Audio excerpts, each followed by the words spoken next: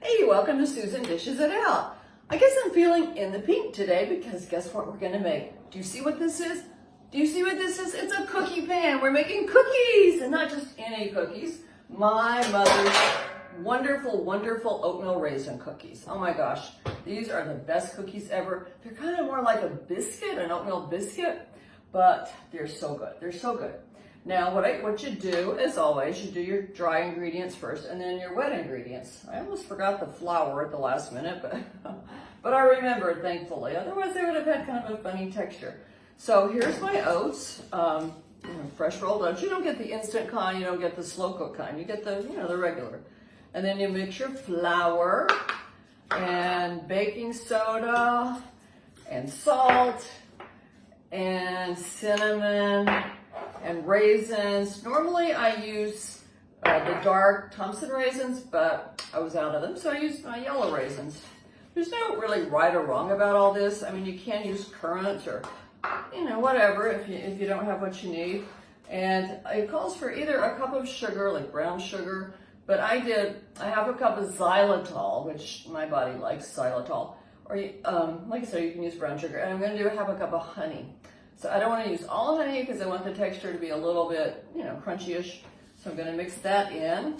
And then I did mostly pecans, chopped pecans. You can get the chopped ones, they're cheaper too. Or you can do it yourself. Just kind of break it up with your hands. And a little bit of walnuts because, I had both. So, yum yums. And then you mix your wet ingredients. So I've got oil, about 3/4 of a cup of oil, and a secret to using honey. Now, if I put the honey in first, it's going to stick to this glass or whatever you put it in. But if you mix it in after you put the oil in, it'll just slide right out. Is that nifty? There you go. I need a measuring cup. Yep, that's right. So a 1/2 cup of honey. And see, yum yum. I love honey. You could use agave. And then you use a little vanilla, a little bit of milk or whatever kind of plant-based milk you want. And that came out pretty good. And then an egg, mix all that. I'm just gonna scrape around and get all the honey out. Yeah, so should have put the honey in there. I wasn't thinking, was I? Okay, the honey in here, but see, it came out clean with the oil. There's nothing, anyways. So, okay, I didn't quite do that right, but you get the gist. Next time I'll do it the way I told you I'm doing it. Okay, and then you mix the wet in with the dry ingredients. Yay! I love, my mother, when I lived away from home, my wonderful mother used to occasionally bake these cookies and mail them to me, put them in a cookie tin.